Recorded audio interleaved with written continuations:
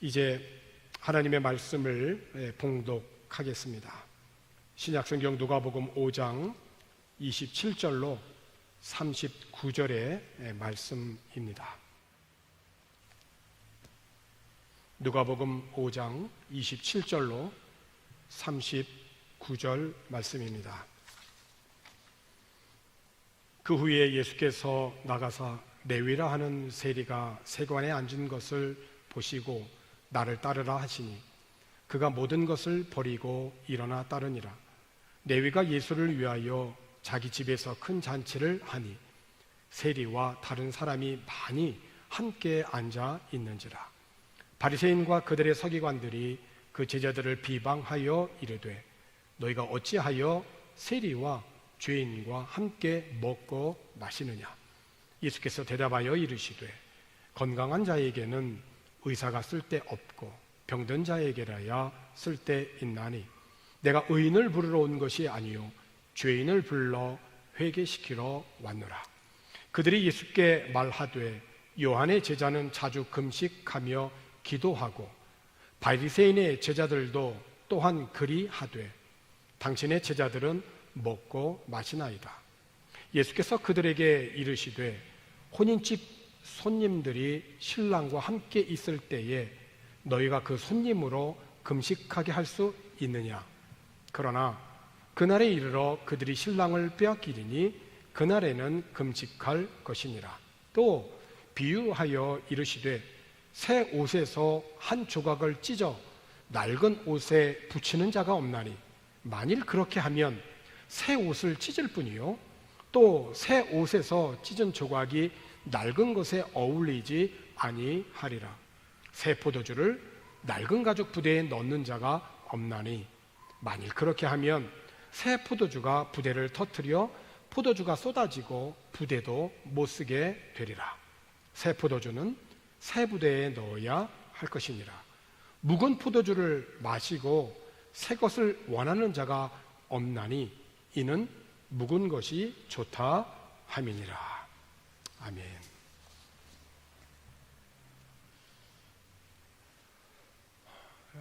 지난 주간에 동남아 즉할 지방회 안에 인도네시아에서 20년 이상 사역하시던 선교사님이 코로나로 소천하신 후에 그 선교사님의 제자들이 1주년에 추모하면서 평소 선교사님이 설교한 것을 모아가지고 설교집을 출판하는 기념식이 있었습니다. 인도네시아 선교의 비전을 품고 현지인 사역을 오랫동안 하시다가 한인교회를 또 섬기게 되셨는데 65세가 되셨을 때 남은 5년은 필드에서 사역하시다가 현장의 선교사로 은퇴하고 싶다 하여 한인교회를 사임하고 한국으로 잠시 귀국하였다가 코로나가 한참 확산 중에도 인도네시아 현지로 가서 현지 선교를 준비하던 중에 온 가족이 코로나에 감염이 되었습니다. 사모님은 회복을 하셨는데 선교사님은 갑작스런 호흡 곤란이 와서 가족들과는 제대로 인사도 하지 못한 채 소천하셨습니다. 1주년 출판 기념식에서 사모님이 고백하기를 내가 만약에 나의 생명을 내 마음대로 할 수 있다면 차라리 죽고 싶었다라고 그렇게 고백하면서 평소 사모님이 늘 주위의 사람들에게 웃음을 주고 그렇게 활달하신 사모님이셨는데 지난 1년 동안 매우 고통스러웠고 지금도 여전히 힘들지만 괜찮아지기 위하여서 노력 중이라고 솔직하게 본인의 심정을 고백한 것을 듣게 되었습니다. 비단 이 선교사님뿐만이 아니라 지난 1년은 연세 많으신 전쟁을 경험한 세대를 제외하고 이후 세대에서는 가장 많은 죽음을 경험하지 않았나 싶습니다. 아직도 코로나의 긴 터널에서 나오지 못하였지만은 여전히 우리의 생명이 연장되어 한 해를 마무리하고 또 새해를 맞이하게 되는 것을 보니 아직도 저와 여러분에게는 감당해야 할 사명이 있나 봅니다. 내년뿐만 아니라 생명의 주관자 되시는 하나님이 부르시는 그날까지 믿음으로 살고 사명을 감당하다가 주님이 부르시면 또 언제라도 주님 앞에 부끄럽지 않는 모습으로 설 수 있기를 주님의 이름으로 기원합니다. 오늘 본문에 있는 말씀은 예수님의 제자 중 한 사람인 레위를 부르는 장면입니다. 그는 일하는 일터에서 주님의 부르심을 받고 예수님을 따르게 되었는데 그의 직업은 세리였습니다. 레위가 살던 시대에 사람들이 증오하는 두 그룹이 있었는데 하나의 그룹은 창기입니다. 또 창기에 버금가는 그런 죄인 취급을 받은 또 하나의 그룹이 바로 이 세리입니다.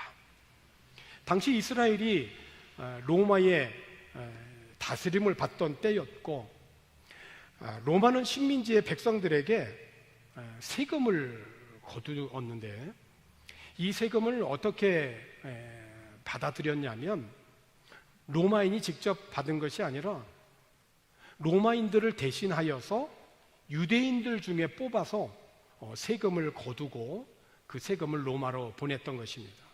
이 과정에서 세리들은 세금을 기준치보다 더 거둬들인 거죠. 그래서 백성들로부터는 매국노라고 하는 소리를 들어가면서 일을 하였고 사람들로부터는 죄인 취급을 받았던 것입니다. 그렇지만 그들에게는 돈이 많았었죠. 그래서 레위는 예수님의 12 제자 중에는 가장 부자가 아니었을까 싶습니다. 오늘날로 무슨 회식이라도 하게 되면 회식비가 얼마였는지 상관없이 레위가 다 내지 않았을까 싶습니다.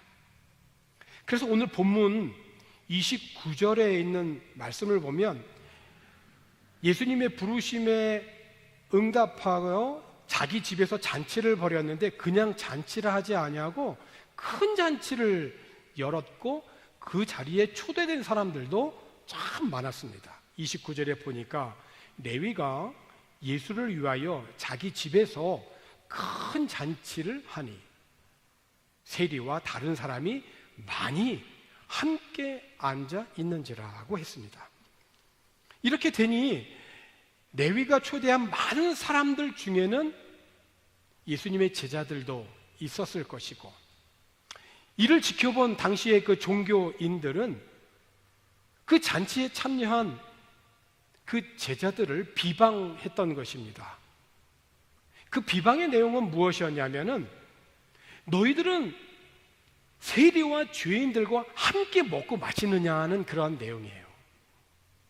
그러니까 세례요한의 제자들은 자주 금식도 하고 기도도 하는데 너희들은 먹고 마시기만 하냐 라고 예수님의 제자들을 비방했던 것입니다.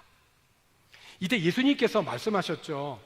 31절에 있는 말씀입니다.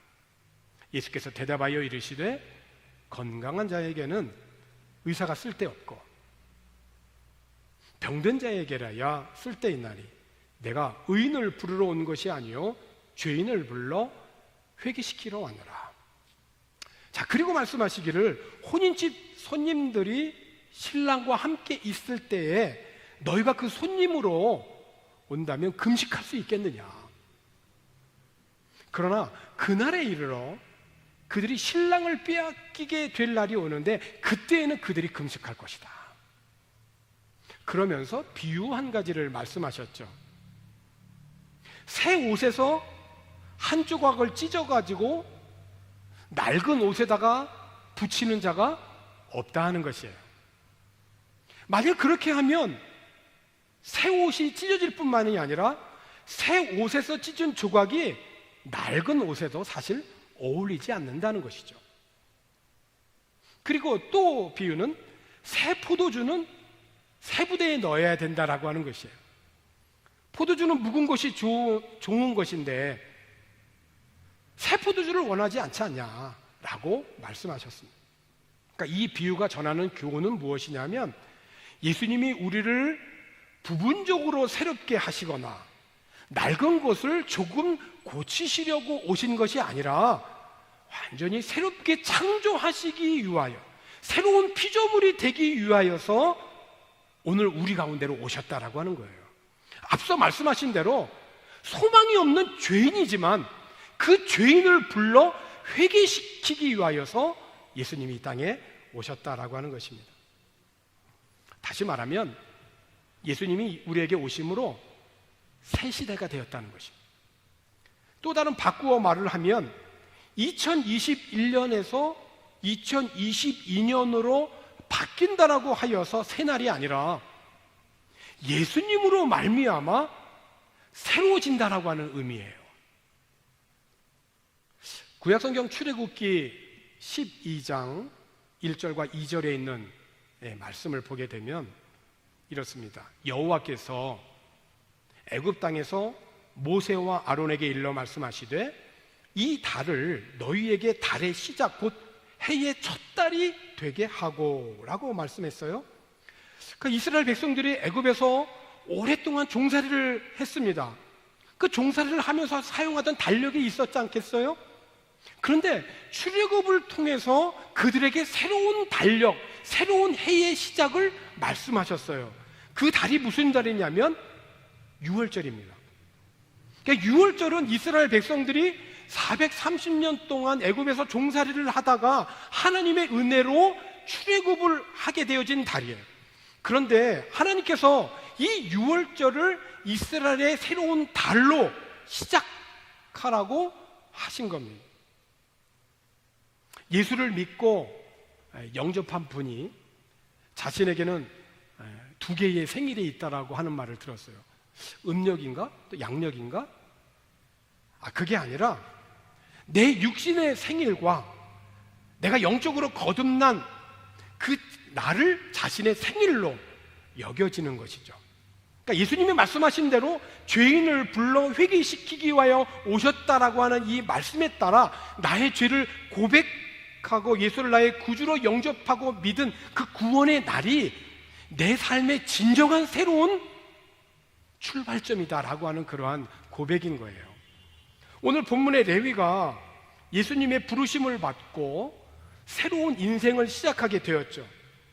그리고 부당하게 착취하여 얻은 그 세금의 장부를 기록하던 그 손이 예수를 믿고 예수를 따라가는 제자가 된 후에는 어떠한 삶으로 새롭게 출발이 되었냐면 신약 성경의 첫 번째 책인 마태복음을 기록하는 기자가 되었어요. 백성들의 세금을 착취해서 기록하던 그 손이 변하여 하나님이 누구시고 하나님이 보내신 예수님이 어떤 분이신지 그분을 기록하는 거룩한 손이 되었다는 것이에요.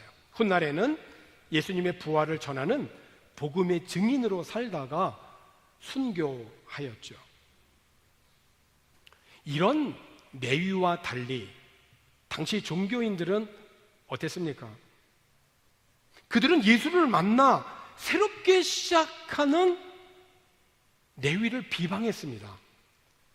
은혜와 진리가 자신들의 눈앞에까지 왔지만은 그들은 예수를 영접하지 않음으로 인하여서 새로운 시대가 도래하였음에도 불구하고 비방으로 일관하더니 결국은 예수를 죽음으로 몰아넣는 살인자들이 되었던 것입니다.